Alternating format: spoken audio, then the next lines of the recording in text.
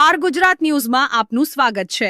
Ahmedabad crime બ્રાન્ચને મળેલી બાતમીના આધારે સારંગપુર જૂના બ્રિજ નીચે ગેરકાયદેસર હથિયારો સાથે ફરતા 3 શખ્સોને ઝડપી પાડવામાં આવ્યા છે। ક્રાઇમ બ્રાન્ચના અધિકારીઓ મુજીબ ખાન સલાઉદ્દીન ખાન, ફૈઝાન ખાન ફિરોઝ ખાન અને અશરફભાઈને માહિતી મળી હતી કે 3 ઇસમો ગેરકાયદેસર હથિયાર લઈને સારંગપુર જૂના બ્રિજ નીચે હાજર છે। બાતમીના આધારે ક્રાઇમ બ્રાન્ચની ટીમે સંયુક્ત રેડ કરી 3 આરોપીઓને ઝડપી પાડ્યા હતા। પોલીસે આરોપીઓની તલાશી લેતા તેમની પાસેથી 4 પિસ્તોલ અને જીવતા કારતૂસ મળી આવ્યા હોવાનું સામે આવ્યું છે।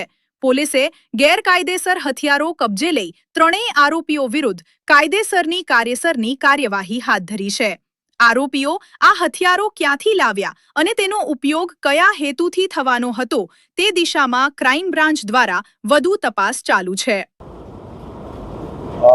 આગામી રથયાત્રા 2026ના અનુસંધાને છેલ્લા 1 મહિનાથી ક્રાઇમ બ્રાન્ચ દ્વારા શહેરમાં કાયદો અને વ્યવસ્થાની પરિસ્થિતિ જળવાઈ રહે અને આ તહેવાર જે છે એ શાંતિપૂર્ણ રીતે ઉજવાય તે માટે તકેદારીના ભાગરૂપે ક્રાઇમ બ્રાન્ચની ટીમો સતત પેટ્રોલિંગમાં અને જે ગેરકાયદેસર પ્રવૃત્તિઓ છે શોધી કાઢવા માટે સતત કાર્યરત છે।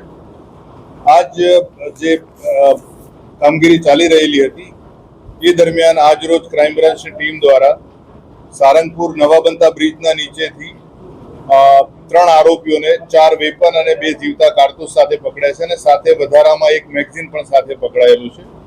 આ જે 3 આરોપી પકડાયા છે આજે એ 3 આરોપી રોહિત જીતેન્દ્રસિંહ જાદોન જે બાહ તાલુકાનો આગ્રા જિલ્લાનો વતની છે ઉત્તર પ્રદેશનો, ભોલા ફરેન્દ્રસિંહ પદમસિંહ તોમર એ ભદ્રોલી અને એ જ તાલુકા જિલ્લાનો વતની છે અને શિવમ સુનિલ મુન્નાલાલ શર્મા એ પણ ભાદરોલી અને આગ્રાનો છે વતની જિલ્લાનો।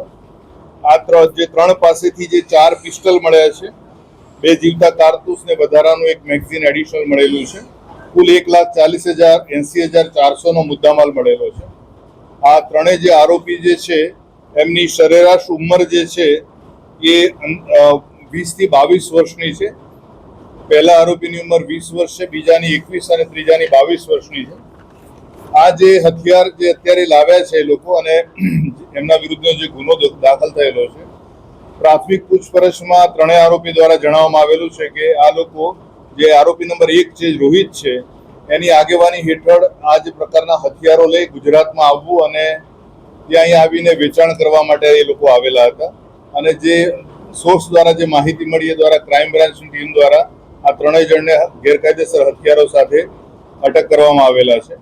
આ જે 3 આરોપી છે પકડાયેલામાં 1 આરોપી જે રોહિત છે એના વિરુદ્ધ બસોની પોલીસ સ્ટેશન અને બાહ પોલીસ સ્ટેશનમાં 5 થી વધુ ગુના નોંધાયેલા છે અને એ અલગ અલગ હેડ હેઠળના ગુના નોંધાયેલા છે।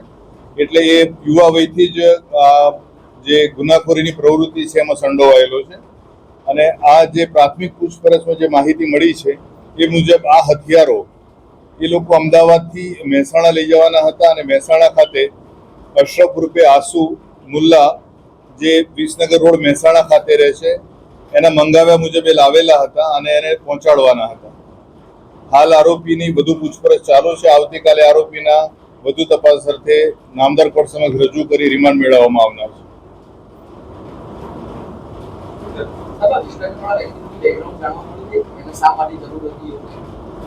આ જે આરોપી નંબર 1 જે છે મુકેશ રોહિતના વિરુદ્ધ અત્યાર સુધીમાં એના જ વતનમાં એટલે કે એના જિલ્લામાં 4 થી વધુ ગુના નોંધાયેલા છે, રાયોટિંગ છે, લૂંટના ગુના નોંધાયેલા છે અને સાથે હથિયારની હેરાફેરીના પણ ગુના નોંધાયેલા છે અને ત્યાં પણ 2 કેસમાં એ વોન્ટેડ છે અને ત્યાંની પોલીસને પણ આ લોકોની જે અત્યારે ધરપકડ થઈ છે તે અંગેની જાણ કરવામાં આવેલી છે।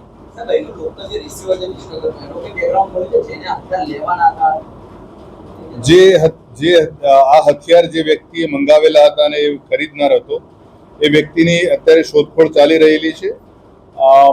હાલ એના ધરપકડ થયા બાદ એ વિશેની વધુ માહિતી મળશે। Thank you.